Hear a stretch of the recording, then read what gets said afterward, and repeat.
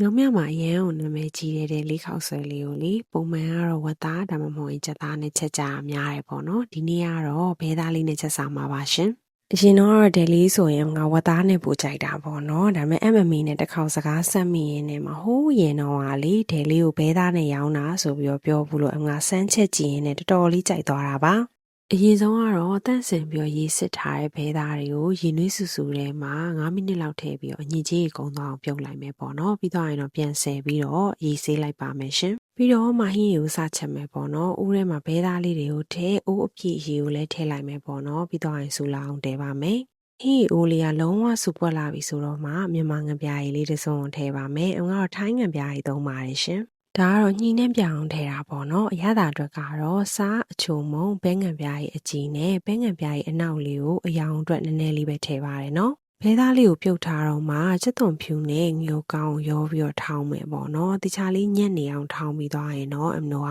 ဟင်းအိုတွေကိုထည့်ပေးလိုက်ပါမယ်ရှင်ဟင်းရည်လေးကတော့လေကြကြပြုတ်နိုင်လေးပို့ပြီးတော့ကောင်းလေပေါ့နော်အမနိုကတော့အရင်ဆုံးဘဲသားလေးတွေချက်သွားတဲ့အထိအရင်ဆုံးပြုတ်လိုက်ပါမယ်မိကိုလဲလက်ပဲသုံးပေးပါနော်ဟင်းရည်လေးကခန်းသွားရဲဆိုရင်လေရှင်နွေးလေးဖြည့်ပေးပါမယ်ရှင်ဘဲသားလေးတွေတဖြည်းဖြည်းနဲ့ကြက်လာလိမ့်မယ်ပေါ့နော်အသားလေးတွေချက်သွားပြီဆိုရင်တော့အမနိုကအသားလေးတွေဆဲလိုက်ပါမယ်အယိုးတွေကိုတော့မဆဲဘူးပေါ့နော်ဟင်းရည်ထဲမှာပဲထားပြီးတော့ဆက်ပြီးတော့တည်ပေးထားမှာပါအနည်းဆုံး2နာရီလောက်တည်ပေးပါမယ်နော်ဒလီခောက်ဆွဲရဲ့နောက်ထပ်အသက်တစ်ခုကတော့ကြက်ဥဟင်းရည်ပေါ့နော်ဟင်းရည်နဲ့တွဲစားဖို့ကြက်ဥလေးကိုဘယ်လိုပြင်ရမလဲဆိုရင်အိုးတစ်လုံးနဲ့မှာကြက်ဥလေးတွေကိုထည့်ပုတ်ပုတ်ဆူအောင်တည်ထားတဲ့ရင်နွေးကိုလောင်းထည့်ပြီးတော့အဖုံးလေးအုပ်ထားပေးပါရင်နွေးကြီးလုံးဝအေးသွားပြီဆိုတော့မှလေအဲ့ရေတွေကိုသွန်းလိုက်ပြီးတော့နောက်ထပ်ပုတ်ပုတ်ဆူနေတဲ့ရင်နွေးကိုထပ်ပြီးတော့လောင်းပေါ့နော်ပြီးရင်အဖုံးပိတ်ထားဒုတိယတစ်ချိန်ထပ်တဲ့ရင်နွေးပါအေးသွားပြီဆိုရင်တော့ကြက်ဥလေးရပါပြီပြီးရင်တော့အမခေါက်ဆွဲလေးပြုတ်ပါမယ်ရင်းနှီးပွက်ပွက်ဆူတဲ့ထဲမှာဒီခေါက်ဆွဲလေးကိုထည့်ပြီးတော့ပြုတ်ပါတယ်ကျက်သွားပြီဆိုရင်တော့ရေအေးအေးနဲ့စီးချပြီးတော့ရေစစ်ထားပါ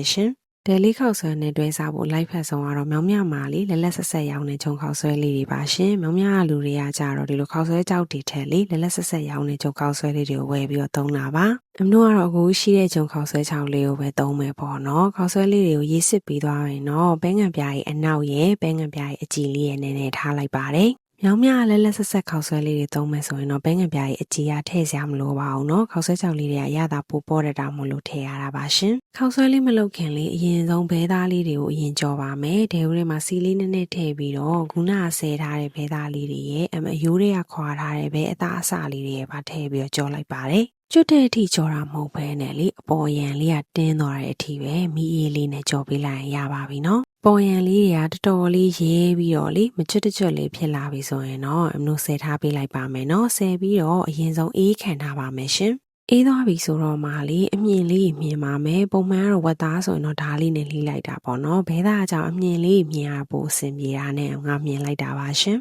အမလို့ခောက်ဆွဲလေးစလုပ်လို့ရပြီပေါ့နော်ခုနကဘဲသားကြော်ထားတဲ့အိုးထဲမှာပဲခောက်ဆွဲလေးကိုထည့်မှာပေါ့နော်ဘဲသားရဲ့စီတွေထွက်လာတာမို့လို့စီကများနေရနဲ့နည်းနည်းလောက်ခတ်ထုတ်လိုက်ပါသေးတယ်ရှင်အရသာနေထားတဲ့ခောက်ဆွဲလေးတွေကိုထည့်မယ်ဟင်းအိုးရဲ့အပေါ်မှာစီဝိနေတဲ့အပိုင်းလေးရှိတယ်အဲ့ရအရေးလေးကိုနည်းနည်းလေးခတ်ပြီးတော့ခောက်ဆွဲလေးပေါ်မှာဆန်းပေးပါမယ်ဒါဆိုရင်ပို့ပြီးတော့အီလေးဖြစ်တယ်ပေါ့နော်ဒယ်လေးခောက်ဆွဲရဲ့အသက်ကလေးဒီလိုအိုးကင်းပူတိုက်ထားတဲ့ခောက်ဆွဲလေးပေါ့နော်သူကလေမှွေပြီးတော့ကြော်တာမဟုတ်ဘဲနဲ့မိကိုအေးဆုံးမှာထားပြီးတော့9မိနစ်တခါလောက်ဟိုဘက်ဒီဘက်လှမ်းပေးရင်ရပါပြီခောက်ဆွဲလေးကလေနည်းနည်းလေးခြောက်သွားပြီးတော့ဒီလိုအိုးကက်လာတဲ့အနေထားလေးပေါ့နော်အဲ့လိုပုံစံမျိုးလေးဆိုရင်ပို့ပြီးစားလို့ကောင်းပါတယ်ရှင်အမတို့ကတော့အဲ့လိုမျိုးခောက်ဆွဲဂျိုးလေးကိုပို့ကြိုက်ပါတယ်ခောက်ဆွဲလေးလုံနေတော့မှအချင်းလေးလည်းဖြော်ထားမယ်ပေါ့နော်အချင်းလေးကိုငါကဒီဘုံချောင်းရုပ်စီလေးကိုသုံးပါတယ်မရှိရင်တော့ဆယ်ရီရာချာကိုသုံးပါနော်ငရုတ်စီ9စွန်း6စွန်းလောက်ကိုတကြားလေးနည်းနည်းထည့်ပြီးတော့ဟင်းရည်လေးနည်းနည်းနဲ့ပြစ်ပြစ်လေးဖြော်လိုက်ရင်အချင်းလေးရပါပြီရှင်အမလို့ဟင်းအိုလေးကိုတစ်ချက်လာကြည့်ရအောင်နော်2နာရီလောက်တော့ရှိသွားပါပြီဒီလောက်ဆိုရင်တော့အယိုးလေးတွေကလည်းတော်တော်လေးနှူးပြီးတော့ဟင်းရည်လေးကလည်းရမ်းအောင်ရတာရှိနေပြီပေါ့နော်တင်နေနဲ့ရတာလေးကိုလည်းတစ်ချက်မြည်ကြည့်ပေးပေါ့နော်အမလို့ရင်နွေးလေးထက်ထည့်နေရဆိုတော့ရတာလေးကပေါ့သွားနိုင်ပါတယ်ရတာလိုရင်ထပ်ပြီးတော့ဖြည့်ပေးပါဒီဟင်းရည်ကိုတော့အမလို့ကဖုံးအုပ်ပြီးတော့မချက်ဘူးပေါ့နော်ဒယ်လေးခောက်ဆွဲနဲ့တွဲစားဖို့လေငုံသီးစိမ့်နဲ့ချက်သွန်လေးကိုလည်းပပလေးလိထားပါတယ်တရုတ်နန်းနန်းရှိရင်လည်းတရုတ်နန်းနန်းလေးကိုပပလေးလိပြီးထည့်ရင်ကောင်းပါတယ်အငါမရလို့ပါနော်အားလုံးပြင်ဆင်ပြီးသွားပြီဆိုတော့ပွဲလေးစပြင်လို့ရပြီပေါ့နော်အရင်ဆုံးဒယ်လေးခောက်ဆွဲအတုပ်လေးကိုပြင်ပြပါမယ်ခောက်ဆွဲလေးထည့်တယ်ဘဲသားလေးထည့်တယ်ငုံသီးစိမ့်လေးတွေချက်သွန်လေးတွေပါထည့်လိုက်ပါမယ်နော် အချင်းရည်လေးကိုရွှဲလေးဆန်းပြီးတော့လေဒီနေရာမှာငရုတ်ကောင်းမုံလေးထည့်လို့ရတယ်ပြီးတော့ဆိုင်နေမှာဆိုရင်ချုံမုံလေးလည်းနည်းနည်းထည့်ထည့်ပေါ့နော်အမတို့ကတော့မထည့်တော့ပါဘူးပြီးတော့ဟင်းရည်လေးဆန်းလိုက်ရင်တော့ဒါအတုပ်လေးရပါပြီဒါကတော့ဆိုင်မှာပွဲပြင်တဲ့ပုံလေးပေါ့နော်ကြက်ဥဟင်းရည်လေးရကြတော့ကြက်ဥလေးကိုဒီလိုမျိုးပကံလေးတွေကိုထည့်လိုက်မယ်ပြီးတော့ရင်ငရုတ်ကောင်းလေးထည့်တယ်ဘဲသားလေးထည့်ပြီးတော့ဟင်းရည်လေးထည့်လိုက်ရင်ရပါပြီနော်